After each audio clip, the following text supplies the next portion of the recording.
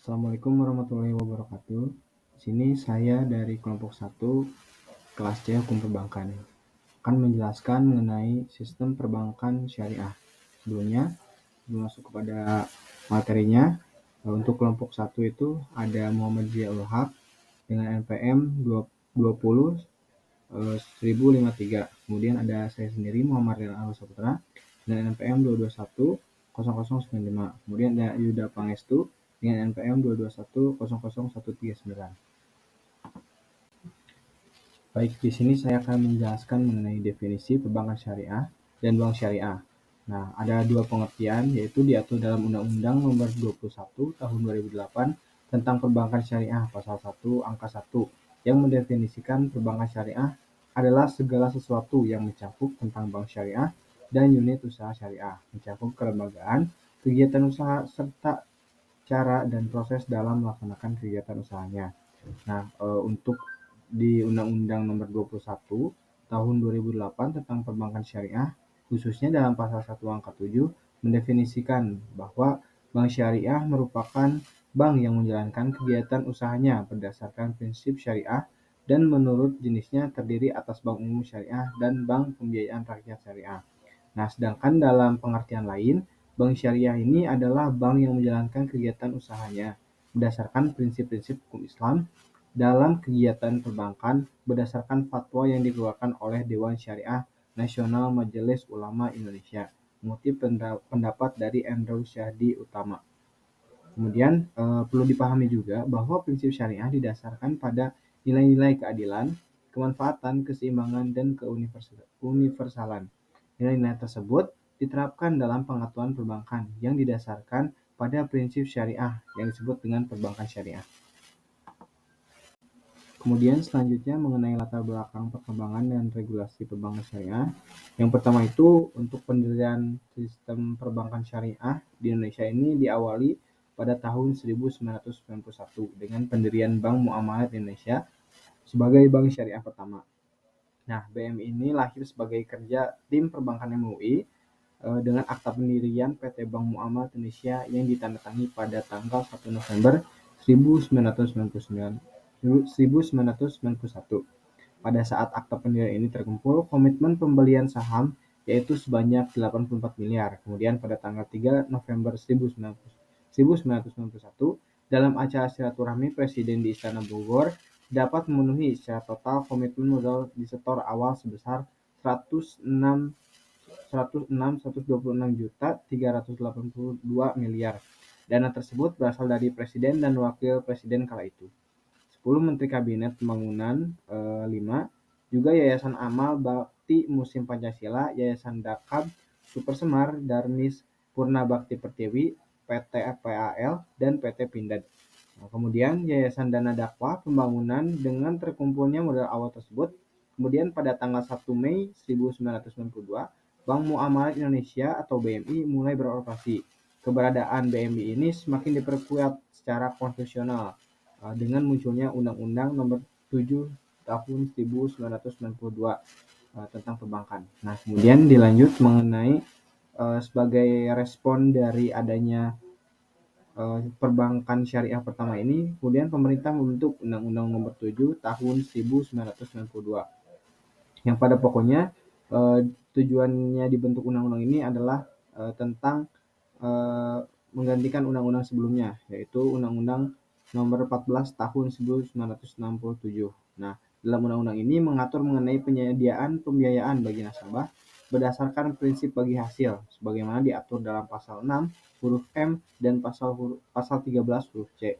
Nah, prinsip bagi hasil ini diperkuat juga oleh Peraturan Pemerintah Nomor 72 Tahun 1992 tentang bank berdasarkan prinsip bagi hasil. Nah, kemudian dalam Undang-Undang Nomor 10 Tahun 1998 dalam pasal 1 angka 12 juga dijelaskan angka 12 dan angka 13 mengatur mengenai pembiayaan yang berdasarkan prinsip syariah yang menguatkan regulasi mengenai perbankan syariah. Nah, bahwa yang dimaksudkan pada pasal 1 angka 12 ini pembiayaan berdasarkan prinsip bagi hasil syariah ini adalah penyediaan uang atau tagihan yang dipersamakan dengan itu berdasarkan persetujuan atau kesepakatan antara bank dengan pihak yang mewajibkan pihak yang dibiayai untuk mengembalikan uang tagihan tersebut setelah jangka waktu tertentu dengan imbalan bagi hasil. Kemudian ada tujuan dan sistem perbankan syariah sendiri. Yang pertama, tentunya memenuhi kebutuhan jasa perbankan bagi masyarakat yang tidak menerima konsep bunga. Nah, kemudian yang kedua, membuka peluang pembiayaan bagi pengembang usaha berdasarkan prinsip kemitraan. Yang ketiga, memenuhi kebutuhan akan produk dan jasa perbankan yang memiliki beberapa keunggulan komparatif, berupa peniadaan pembebasan bunga yang berkesinambungan atau perpetual interest effect, membatasi kegiatan spekulasi yang tidak produktif atau unproductive speculation. Pembiayaan ditujukan kepada usaha-usaha yang lebih memperhatikan unsur moral. Kemudian Undang-Undang Nomor 21 Tahun 2008 tentang Perbankan Syariah. Tujuan dibentuknya undang-undang ini tentunya memberikan landasan hukum industri perbankan syariah nasional dan diharapkan mendorong perkembangan bank syariah. Kemudian bisa kita lihat juga dari data statistik BI, bila ditinjau dari segi jumlah perkembangan, jumlah bank umum syariah lamanya selama 3 tahun pada Praundang Perbankan Syariah telah mengalami pertumbuhan sebanyak 66%. Sementara itu, setelah adanya Undang-Undang tentang Perbankan Syariah, terjadi peningkatan yaitu sebesar 120%. Sebagian besar di antaranya berdiri dengan menggunakan mekanisme spin-off yang memang telah diatur serta diizinkan atau diperbolehkan oleh Undang-Undang Perbankan Syariah ini. Nah, kemudian contohnya seperti Bank Syariah BRI, Bank Syariah BNI, dan Bank Syariah Bukopin. Ternyata berbanding lurus dengan perkembangan jumlah bank syariah. Selain itu, jumlah pegawai yang bekerja di bank syariah pun ikut mengalami peningkatan seperti itu. Terutama pada bank umum syariah dapat dilihat secara keseluruhan karyawan yang bekerja di bank ini berdasarkan data pada tahun 2005 bahwa berkisaran sekitar 5.996 orang. Lalu pada tahun 2008 ini mengalami peningkatan yaitu sebesar 11.792 orang, yang dapat kita simpulkan bahwasannya telah terjadi peningkatan sebanyak 96% pada masa Praundang Perbankan Syariah ini. Selanjutnya ada prinsip dasar, bahwa prinsip dasar dalam sistem perbankan syariah dalam Undang-Undang Nomor 21 Tahun 2008 diatur dalam pasal 1 angka 12, yaitu prinsip hukum Islam dalam kegiatan perbankan berdasarkan fatwa yang dikeluarkan oleh lembaga yang memiliki kewenangan dalam penetapan fatwa di bidang syariah.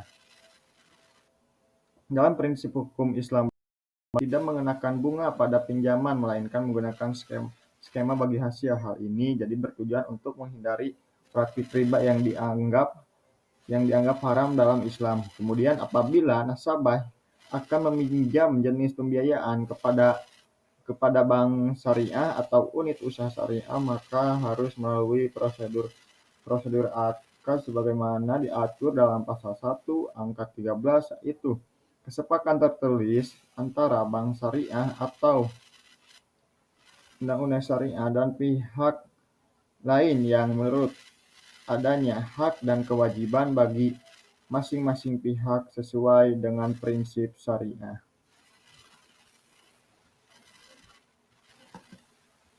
Selanjutnya ada jenis bank syariah.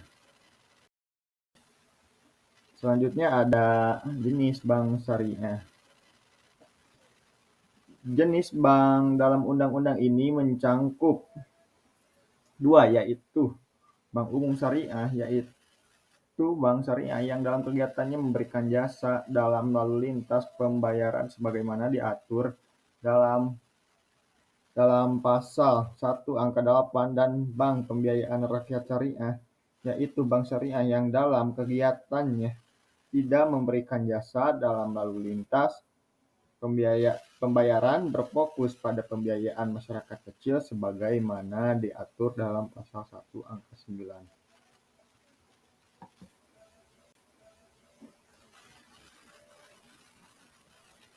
Selanjutnya ada Undang-Undang Cipta Kerja. Undang-Undang Cipta Kerja, Undang-Undang Nomor 21 Tahun 2008 tentang Perbankan Syariah untuk menyelaraskan regulasi dan memberikan dukungan yang lebih kuat terhadap pengembangan perbankan syariah. Undang-Undang Perbankan Nomor 7 Tahun 1992 dan perubahannya, Undang-Undang Nomor 10 Tahun 1998 yang menyebutkan peran posisi perbankan syariah sebagai bagian dari sistem keuangan perbankan syariah.